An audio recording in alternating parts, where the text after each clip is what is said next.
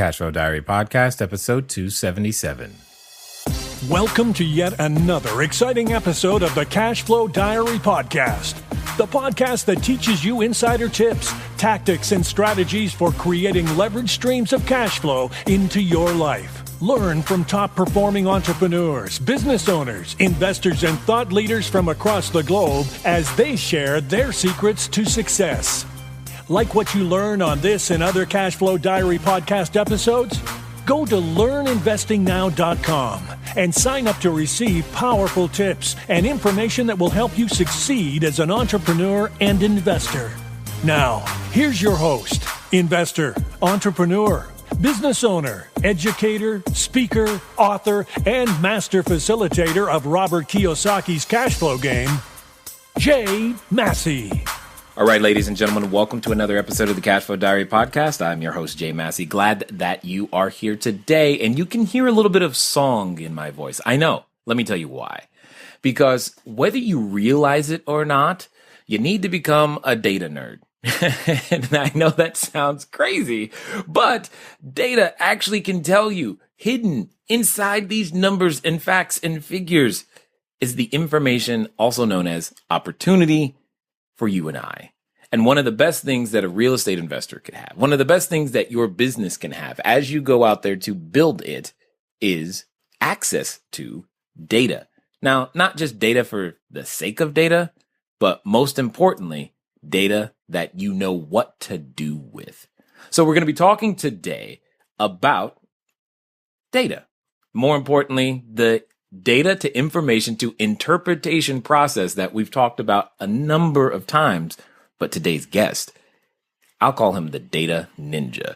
He's none other than Daren Blomquist, Senior Vice President of RealtyTrac. And I know you already know their name, but just in case you haven't, he has been on leading publications like the Wall Street Journal, the New York Times, USA Today, CBS, ABC, CNN, CNBC, Fox. That means if you don't know RealtyTrac, I don't know what you've been doing. That's also code for, guys, you're going to need to go and put this inside your toolbox, because Daren has been known and acclaimed by real estate professionals and journalists alike for his extensive knowledge and passion for real estate data, not the actual building, just the data. So I cannot wait to talk to Daren Blomquist. Daren, are you there? I am here. Thank you so much for having me. I'm glad that you are here. So, and I love the data ninja. I was thinking maybe data Jedi too, but I think ninja's good. Well, okay, cool. Data ninja. Yes, I'm just like, you probably look at a spreadsheet completely differently than most of us. Yes, and it's honestly it's fun for me to be able to look at the data and tell stories with the data, be able to tell stories of what's happening in the housing market and what's happening, what's potentially going to be happening, where we're headed as a housing market with the data. And of course, for many of our customers, it's the high level kind of trend data that they look at, but of course they use our data very granularly for finding properties that match their criteria, both foreclosures and other off-market types of properties. Totally makes sense to me. Now, before we get too far into it, I've got to ask you the same question I tend to ask everyone when they are here. I tend to look at, today's entrepreneurs a lot like yesterday's superheroes. So we go around, we get dressed up, we use our special skills, occasionally wearing a cape, or at least we imagine ourselves in one. And we use those skills to improve the quality of life of somebody. And I think entrepreneurs are the same way. And you guys over there at RealtyTrac are very similar. You're out there serving us in a very similar fashion. But what I want to know, because just like a superhero, they had a beginning. Before Spider-Man was climbing walls, he was taking photos. That's really what it was. He had a beginning. So before all the networks, before the data, before all of the things that you are currently known for, who is Daren Blomquist? Well, yeah, wow. What I am, even though I'm a data geek, I got my beginnings similar to Mr. Peter Parker, as you refer to, as in journalism. Actually, I was a newspaper reporter in Illinois and telling stories. And of course, there's a lot of data involved, and it's becoming more so in in journalism, and so that was a big part of my job already doing that. But that's really where I got my start, is telling stories. And I worked everything from the I covered real estate. It was a smaller newspaper in Illinois, covered real estate, but I also covered local government, crime, everything that you can imagine. Covered a murder trial or two. So very, very much in that vein. And then when I moved out to California, which is where RealtyTrac is based, I found this job, and it was really it was a startup, and we still have much more of a startup atmosphere than maybe some of our competitors have.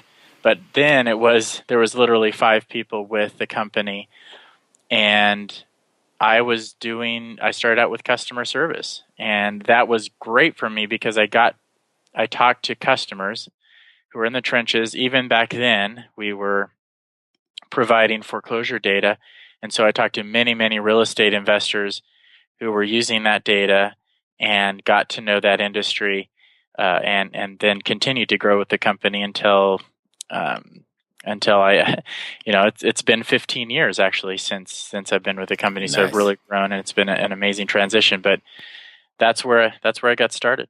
Now, some people would say if you were covering government, crime, and real estate, that's like really one article. Yes, you could combine those sometimes. Yeah, just wanted to put that out there. But nonetheless, I find it interesting to transition from, journalist to real estate, and it just changing or, drafting you, so to speak, into this skill set, because oftentimes we have skill sets that can go underappreciated in certain areas. But yet in the area of real estate, there's really no such thing as too much data, is there? I don't think so. We and RealtyTrac doesn't think so. We continue to acquire more and more data. And yes, I can't argue with the no such thing as too much data. Our database guys can vouch for that. I'm always asking for more from the database to be able to fully flesh out the stories that we're trying to tell, and try to prove or disprove. One of the things that we really want to stay true to at RealtyTrac is not having a vested interest in, not having an axe to grind in the real estate market, but being transparent. And really that started, and that also is grounded in my ethic as a journalist, is you want to tell what the true story is. It's not about spin. Right. Even though some people would certainly say some journalists are out there trying to spin it, but we really want to have the data with no spin, and the more data we have to be able to provide all the nuances of what's going on in the real estate market, the better. Indeed. And I think one of the interesting things that tends to happen is when partnered with individuals like yourselves, when we're armed with data, we can take that to the step of what I call information then interpretation, so that we have the ability to know what to do with this data that's been collected, especially when you start talking about trends. Now, for those who may not know, can you give us a quick, brief summary of, who's RealtyTrac? What do you guys do? What's your major stick? How can you help the average, either starting an investor or even the seasoned ones that have been around? Sure. RealtyTrac is at its core a real estate data company. I would say public record real estate data. Now, our beginnings as RealtyTrac were in the foreclosure space, collecting publicly recorded foreclosure documents and providing that information to real estate investors as well as others in the industry. We've evolved, though, and over the last 15 years, and we have much more than just that foreclosure data. We have all the public record data that we're collecting, and we provide that information on the website on RealtyTrac.com, but we also license that data to government organizations. We license it to big companies and companies that are involved in the real estate investing world in terms of crunching that data. But what we provide is access to that information and transparent access. And that started with, that's at the core of that is the foreclosures, but it ripples out to all the other data that we're providing. And so for a real estate investor who's looking to find a property, a deal in their market, they can search on RealtyTrac and find that. And if it may be in foreclosure, it may be just an off-market property that has some of the signals. We're surrounding it with as much data as possible to let you know, as a real estate investor, is this a good deal? Is this a good investment for the long term on that property? And so just finding properties is one manifestation or one application of how we can help real estate investors. And then also creating lists. We have a tool I think that's often overlooked called the RealtyTrac marketing list.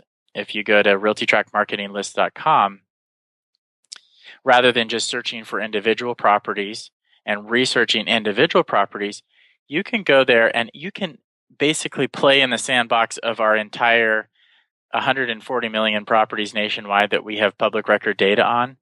And you can filter by about 42 different filters, I believe it is, up to now, based to identify the properties that you may want to target or the homeowners that you may want to target. And so people are using this, investors are using this to identify a list of homeowners who just, for instance, have owned their property for 20 or more years and have 50% equity in their home or more, or something like that. You can of course filter by foreclosure if the person's in foreclosure, but that's not always the only trigger that identifies whether a homeowner may be interested in selling their home. Yeah. It could be length of time, equity, and those sorts of things.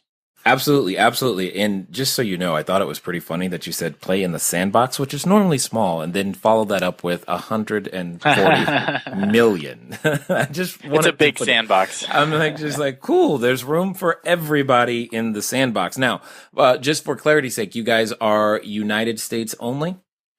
Yes, that's correct. Okay, got it. So but that doesn't mean those individuals internationally can't still use the service to purchase or at least research and property over here, correct? Yes, absolutely. The data is United States only, but we definitely, and we've actually seen a rise in our customers coming in from outside the U.S. and looking to invest in U.S. real estate. Yeah, I can imagine that would be the case. In fact, I've got some questions from our community that I would love to float your way, and we'll get to those in just a moment. However, again, for clarity's sake, are you guys primarily single family, multifamily? What if I'm looking for commercial? We have it all in terms of the property data. I think we're probably known the best for some of the reports we put out are more focused on the residential market. However, the commercial data is part of the data set we have. It's part of what you can access and search for on our website, as well as you can create those marketing lists. And one of the filters is property type, so you can identify pretty specific types of commercial property if you wanted to within that environment. Now, I'm going to be completely selfish with this next question because it's a personal interest of mine, and well, I've got the microphone. So what it comes down to is I've managed to purchase a cell phone tower, and I love the idea of having such a thing. I'm just curious if that's one of the subsets that you guys ever track in any way, shape, or form. That's very interesting, and honestly, I don't know. That's not one I've seen in the data. I might be able to answer that by the time we go on to other topics. I can maybe come back to that and look at our data while we're talking here and see if that's one of the filters. Yes, that would be beautiful. What I have access to is these wonderful things called data cubes, where I can go in and it's a direct connection to our data warehouse, where I can go in and play in my own little sandbox, and So I may be able to answer that question for you by the end of this conversation. Okay, that's cool. That's cool. Now, when it comes to some of the trends, what do you say, or what would you say you're seeing as the major overarching thing that's happening, say, in just the single family? Let's just talk single family for a moment. And what would you say are some of the trends that you're either seeing nationwide, or are there any particular areas? Because you knew this question was coming. Are there any particular areas that are sticking out like, something interesting is going on here, whether that's up or down? It's just interesting. Yes, and I would say that from my experience going through what we've been through in the last 15 years, and some people have been through many more cycles, but the housing market goes in cycles. And right now we're in a good place from a macro market perspective nationwide, where we're seeing a lot of kind of return to normal. A lot of the trends that we're seeing are kind of returning back to the middle of the road. And that's a good thing, but that also means that it's not going to, unfortunately, it doesn't stay there, because the housing market it tends to go in cycles. And so we're transitioning from being outside of that normal range, whatever normal is. It's like when the weathercasters say we're above normal, you hardly ever see a day where the temperature is right at normal, except for maybe in Southern California. But anyway, the housing trends, a lot of those trends are coming back to the middle of the road, to the mean, to the normal. But what we're seeing is a market swinging from a distressed market, transitioning back to a normal market. And then some areas, some leading edge bellwether markets are certainly starting to show signs of moving into the range of above normal in a way that is concerning when you look at home prices and affordability. Some of the key issues that we look at. Certainly one of the questions we get a lot is, are there new housing bubbles forming? And we do see evidence of that in very limited areas at this point. The overall market is back on the straight and narrow, at least for the short term. But I think we'll see that swing back, and certainly we're seeing areas. Looking at our home prices, for instance, the median sales price nationwide in March was up for the 49th consecutive month. So we're seeing these increases. 36%, over a third of the markets are back to new all-time peaks. So we're not just back to what we were before the housing crash. We're back above that. Right. However, especially then in California, you see some markets. There are some markets that are actually showing signs of that this increase in home prices is not going to last forever.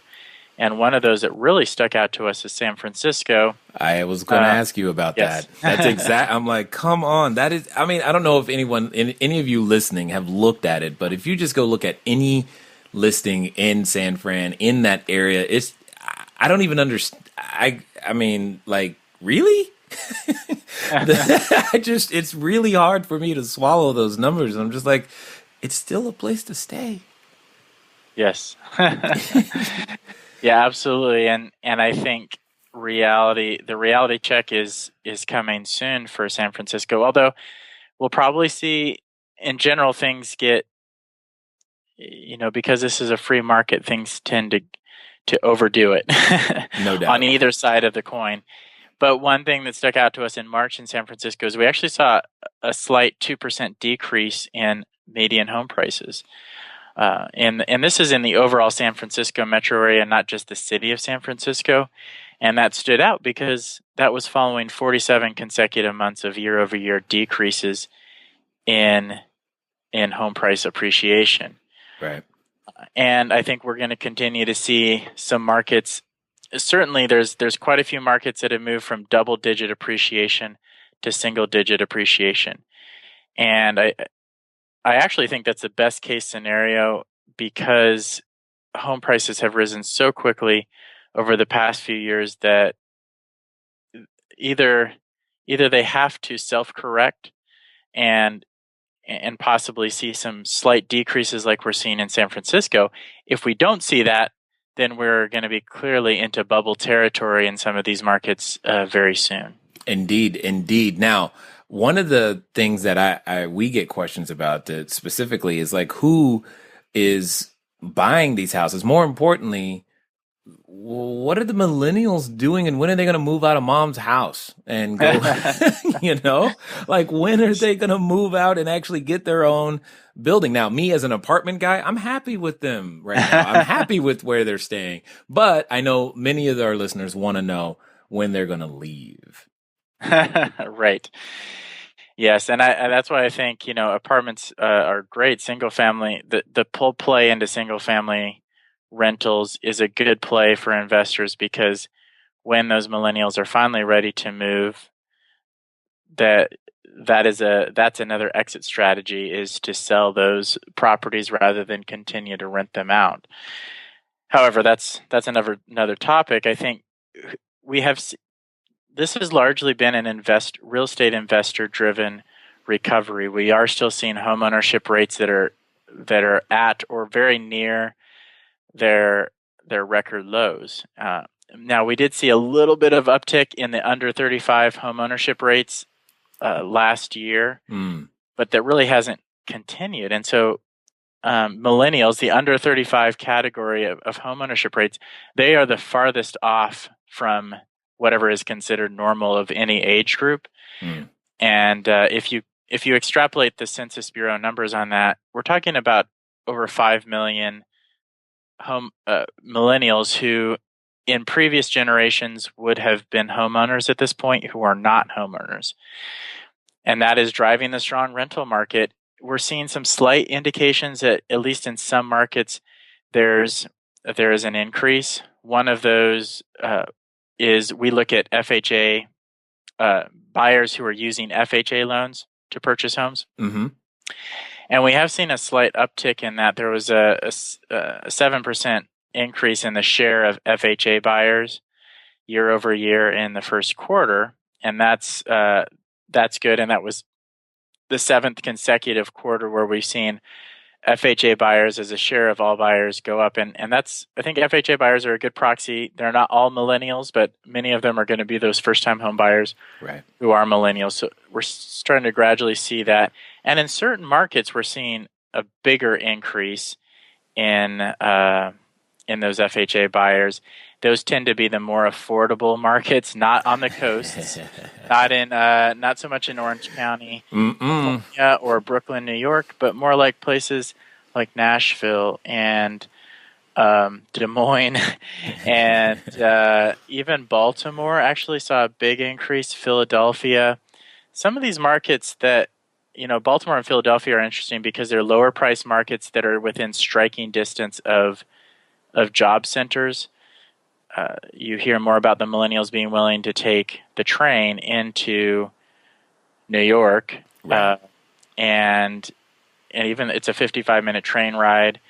But Philadelphia is so much more affordable, and Baltimore is similar. You can take the train into D.C. for a job, but Baltimore is extremely affordable, and so those are the kind of places where we've seen the increases in the FHA buyer, the most dramatic increases in the FHA buyers.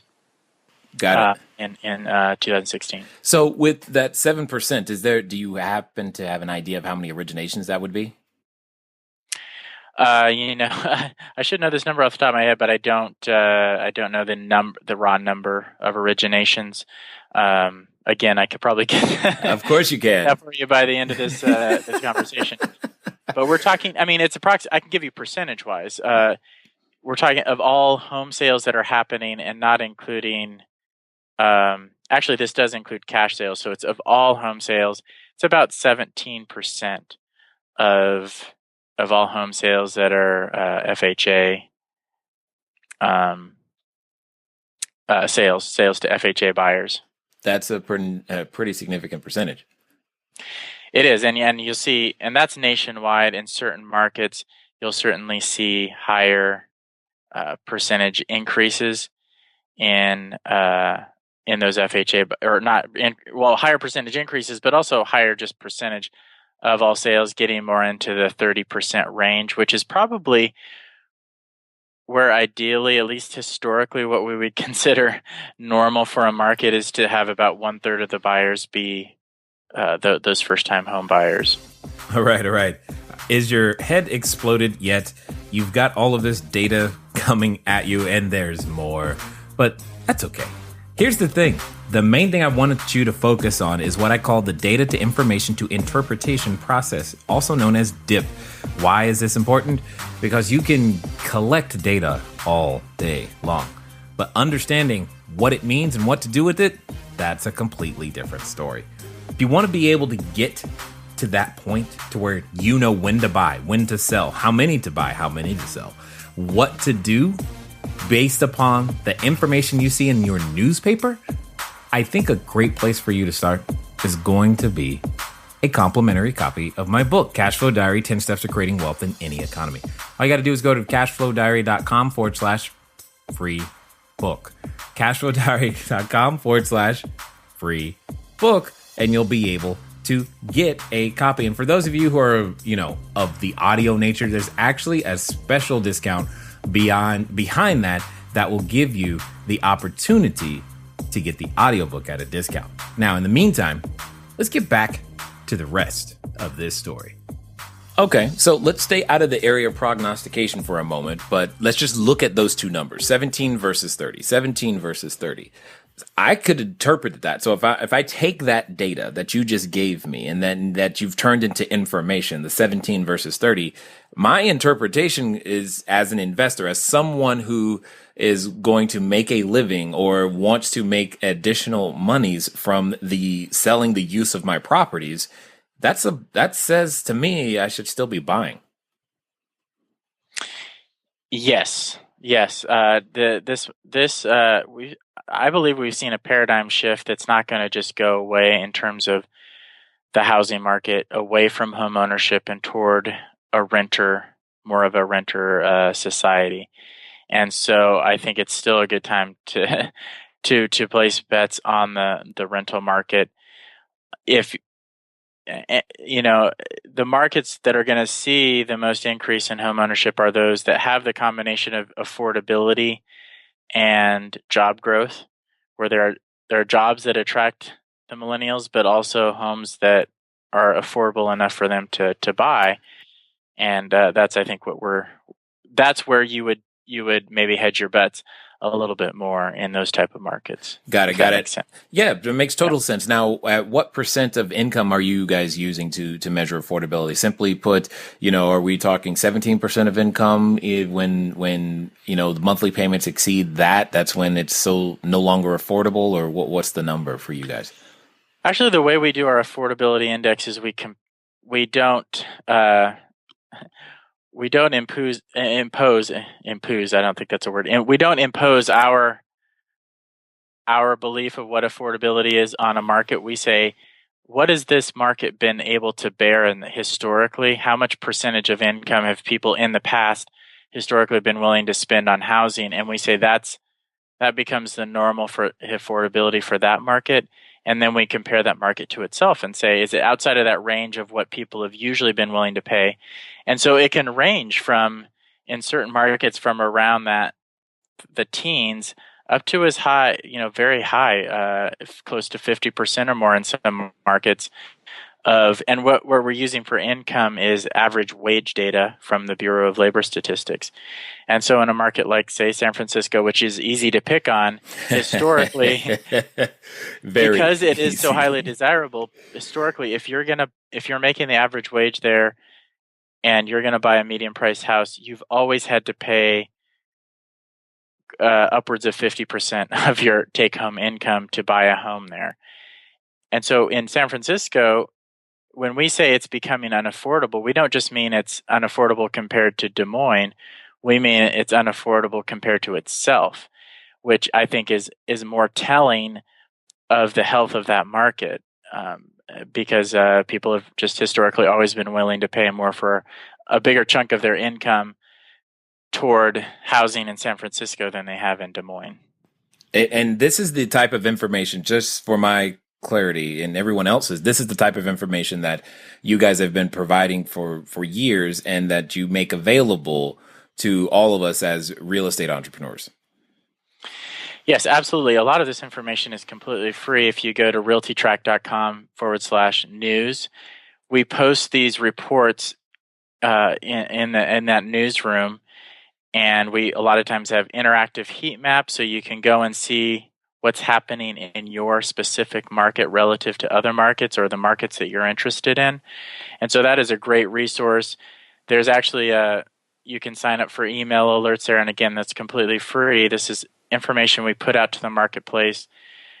We want to increase real estate transparency. Now, if you want to really do a deep dive and create custom reports, we also have a data solutions department that can do that for a fee. But many of these reports, at the higher level, that we publish right on our newsroom, and you can go access those at any time and sign up for email alerts when we put out a new report. Absolutely wonderful. Now, the thing is that data can begin to feel overwhelming. So let's do a little bit of interpretation just to give people some understanding why, when I hear this data, what I'm listening to and how it matches up with what you're saying. Because oftentimes we have people, or at least I get the question, Jay, should I sell? Should I buy? Should I sell?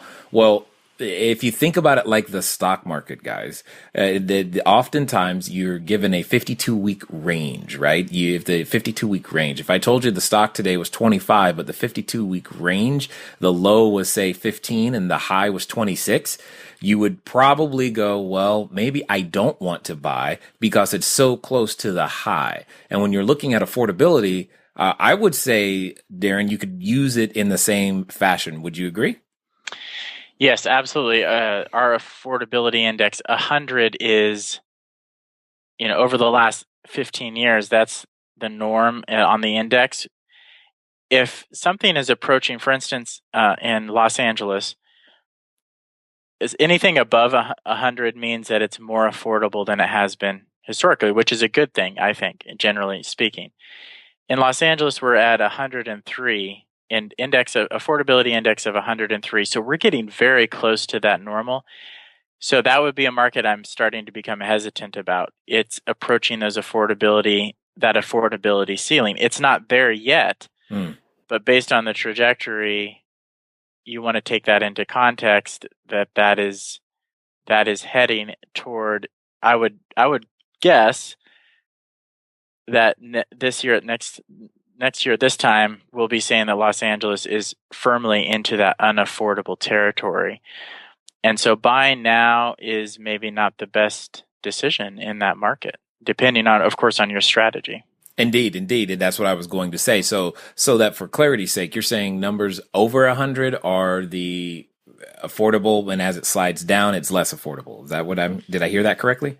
That's right. Anything under 100 becomes that they're clearly in what we would consider the danger zone in terms of becoming less affordable than their historic norms. Got it. And so that I can interpret that for everybody. So let's pretend for a moment you are a fix and flipper. The closer, according to the way they're measuring data, the closer that number is to the 100, and especially if the trend is on the way down, that's called you sell it soon and quick. And that's really what that translates into. And yes, absolutely. And the more it is over 100, you actually may want to consider keeping that one a little bit longer because there's still some room for it to actually appreciate, if appreciation of that kind is part of your strategy. Did I interpret that correctly for people there?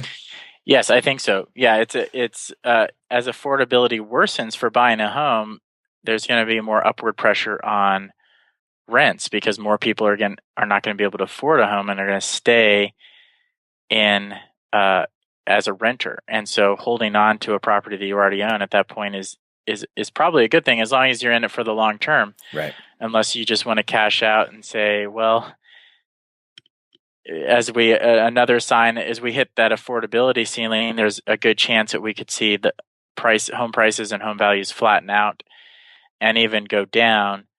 And so if you are concerned about that, it may be a good time to sell. But overall, I would say it's a good time to hold at that point in it's a hold market as opposed to a buy market or a sell market even. Indeed, indeed. Now, some other investors that I'm aware of are concerned about, institutionals, what the REITs are doing, hedge funds, etc. What would you have to say, or do you have any visibility into their activity? We do. And actually, just one quick statistic to give you some hard numbers here on the affordability.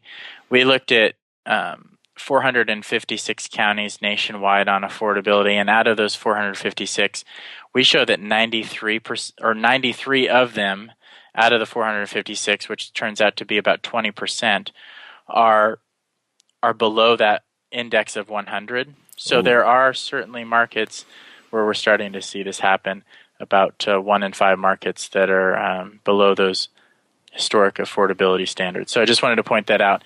In terms of the hedge funds, we track something that we call institutional investors. These are entities that are purchasing at least 10 properties in a calendar year. And that's a fairly low threshold, but... hold on. Yeah, did you say 10 properties in a calendar 10, year? yeah, 10. I might qualify in certain years. Yeah, you might be an institutional investor, so it's not necessarily... Okay. These aren't just the big guys, but they're the folks who are... are on the higher end of I guess the mom and pop investors, definitely. Sure. And when we look at that particular metric, I just want to give you the exact methodology there. We're definitely seeing fewer acquisitions by that group, and we're down to in the first quarter of 2016, 2.6% of home sales went to these institutional investors, and what we classify as institutional investors. And that's down. It was as high as 9% of all sales back in 2013. So that has come down in terms of some of the bigger guys, especially. We can dig into the data and see the actual names of some of the biggest institutional investors. And those would be the Blackstones of the world, the American Homes for Rent, the Waypoint folks, and we're definitely seeing the numbers of their acquisitions go down, although what we're not seeing is necessarily them unloading a lot of properties at this point. You somehow knew I was about to ask that. That's always the question we get next. It was locked and loaded, and there he went. So that's good.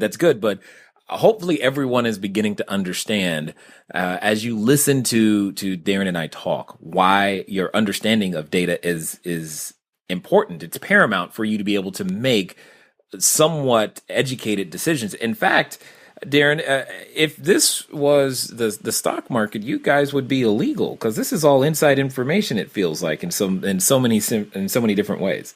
Wow, you just made me feel kind of guilty. But that's the greatest. I guess that's true. But yes, this is all public record data, right? But yes, it's information you may not be able to get on a publicly traded stock. That's for sure. Yeah, I was actually saying that because it's one of the advantages in my opinion, when it comes to, how you quote unquote beat the investor next door, how you get to the deal the fastest, or how you recognize certain areas and marketplaces, is simply because you take data that's provided, and as you said, it's public record. So it's not like it's a secret. It's that, hey, did you even take the time to go look? And if you didn't take the time to go look on your own, you guys exist to aggregate that data, help us at least get to the data, and get to the data at a minimum. You produce some information, then it's up to us to figure out, okay, does that mean I should buy, sell, hold, lease, flip? What do I do? Those types of things are still there. What would you Absolutely. say? What would you say is your most challenging? I mean, as I think about it, I'm just like, I have enough trouble keeping up with the few markets that we're in. I'm like, how on earth do you guys manage to keep up with all? I mean, it's just, there's so much that comes in, especially today's, 24-hour news cycle, Twitter world. How do you guys do that? Well, we're certainly not doing as deep of a dive as an investor like yourself would be doing. And so that's the difference here. We're looking at a high level. And I think what you said earlier is very true. We don't try to put too much interpretation on the data. we put some interpretation on there, but we want the data to speak for itself, and it's going to apply different ways to different investors who have different strategies. And so we're not trying to become experts in every strategy, and we're not trying to become experts in every market. We're trying to say, here's the high-level data. And then the markets that you're operating in, you'll take that and dig into those few lines of data. You're not going to be looking at the whole list of 400 markets necessarily. No. And you're going to be right, and you're going to be saying, what does this mean for me? And we try to provide the information and by the way, we always appreciate feedback about relevant data points that investors would like to see. We've adjusted some of our reports for sure over the past few years based on investors saying, "Oh, I'd love to see what is happening here, what is happening there." One of the things just recently, just to give you an example, is we got feedback on. We want to know what percentage of properties selling at the foreclosure auction are going to third parties, and we have that in our data, but we never really focused on that in our reports. And so I looked at that recently. It was actually very interesting. We're seeing, at least to me as a data geek, that we're seeing patterns even though the foreclosure auctions are much lower than they were in the last few years, there's a much higher percentage of properties selling at the foreclosure auction that are going to investors rather than going back to the bank. And that's a similar pattern to what we saw right before the last housing bubble. I don't know for sure if that is certainly it's too early for me. It's just a new data set I've looked at as to whether that is a sign that that we're entering another bubble, but it's certainly a sign that investors are much more confident in this market and we're willing to speculate on buying properties at the auction much more than they were just a few years ago. Indeed. And it does make a ton of sense. So I've got a question that I think you are uniquely qualified to answer, because I know there's someone out there who's struggling with this right now. And I've just got to hear what you have to say, man. All right. So there's a certain person, there are certain individuals out there right now who are in and of themselves in this state of constant, I need more data before I can write an offer. I need more. I need to know more. I can't write an offer yet because you know what? I need to know what the utility bill is on the third Wednesday after the 4th of July. And once I know that, then I'll be ready. Well, I'm curious, how on earth do you, as a, data guy, come out with all right, when do you actually move? Like when's enough data enough to go, okay, yeah, there's still weird things I might not know, but that's okay. I think that's a great question, because earlier you asked me, is there such a thing as too much data? And from my perspective and what I'm doing, the answer is no. But I think the answer is yes if you're actually an investor on the ground. And just to share a window into my to personalize this a bit, I also have invested and bought some rental properties. But that is the challenge for me personally, is because part of my job is looking at the data. I never feel like I have quite enough to pull the trigger. I have pulled the trigger, but maybe not as, I think that's the challenge. And there is a point where you have to get by that paralysis by analysis. The key to me is looking at the data, but at the end of the day, you got to hang your hat on making good decisions based on the everything your gut, and then knowing that you're staying true to solid fundamentals. You've got to stop there and say, okay, I can go ahead and make this decision and pull the trigger. Totally understood. Now, for those that have stuck with us, I know you've got something special, and I know they want to find out more. What's going to be the best way for them to further their ability and access to data and find out more about what you guys have got going on? Yeah, I got a couple special offers for your audience. On the first item, it's to learn more about the market and to continue to become informed about the market. In addition to our newsroom, we publish a housing news report newsletter. And Jay, I actually forgot to mention you at the outset, but hopefully this is okay. We want to offer, it's called the Housing News Report. We send it out monthly. We dive into depth on different issues in the housing market. It's actually won the award 2 years straight for the best newsletter by the National Association of Real Estate Editors. And usually that newsletter runs $100 a year for a subscription for 12 issues, but I'd like to offer it to your listeners 1 year, the first year for free. Nice. And there's no obligation. You have to give us a credit card number or anything. Just send an email to marketing@RealtyTrac.com and let us know, and we'll set you up for a year. And we think you'll find the information valuable enough to continue on past that year.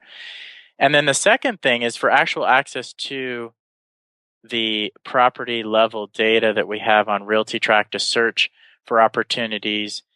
The premium RealtyTrac subscription is usually $50 a month, $49.95. I'd like to offer a year subscription, which many investors are going to use it for more than 1 month at a time. So a year for $199 rather than $50 a month. So that ends up being a 67% discount over the monthly rate.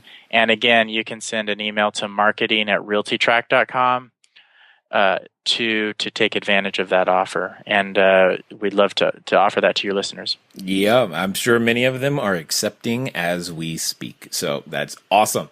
Excellent, excellent. So I've got one final question for you because I would love to have your perspective, and then we'll wrap up. Right now, here's what I know to be very, very true, Daren, is that there's someone who's likely standing in front of the superhero outfit store. They're thinking, I want to do this entrepreneur thing, but do I need to wear a cape? Do I have a mask? They've got decisions in front of them, but more important than those decisions, they have this voice in the back of their head. And I know you've dealt with that voice many times. It's been there. It's that voice that comes up every time you're thinking about moving forward, gaining more, becoming more than your current place. And it speaks so loudly from time to time. What I would like to know is, let's pretend for a moment that the person listening who's having that voice in the back of their head would actually do exactly what you said in the next 72 hours. What would you tell them to do? Oh, wow. Yeah, that feels like a big responsibility, but yeah, in the context of what we're talking about, I think you need to just take the next step, and maybe that sounds cliche, but a lot of our customers, and I think a lot of your listeners, they see the end goal, or they have at least a vague idea of where they want to be. But sometimes it can be intimidating to take that first step, or you put so much pressure on that next step or first step. And I would say make it a small step if you have to, but just take that first step to head in that direction of that goal that you're looking for in the long term, and knock that off that list. And I'm a big believer in making a list, and even if it's small things, you can take that next small step so you can see that you're heading in that direction. And sometimes those steps won't yield a lot, but sometimes you'll be surprised. You take that small step and a lot of things will fall into place. So sometimes you have to take a series of steps before that happens. But that would be the thing, is take at least one concrete step in that direction, even if it's a very small step. Indeed, sir. I definitely agree with what you said, and I thank you again for taking the time. I'm from looking up from the spreadsheets to come and share what it is that you guys are doing over there at RealtyTrac. Thank you so much for having me, Jay. All right, ladies and gentlemen, you know what time it is. It's time for you to move at the speed of instruction. What does that mean? You know good and well you need that marketing report as well as the data. So go make that happen. It is not that difficult. More importantly, he or she, armed with this information, has an advantage at the closing table. So just imagine what you could do with that data properly interpreted in your marketplace. Guys, gals, it's been fun talking to you today. I look forward to talking to you soon. Until next time.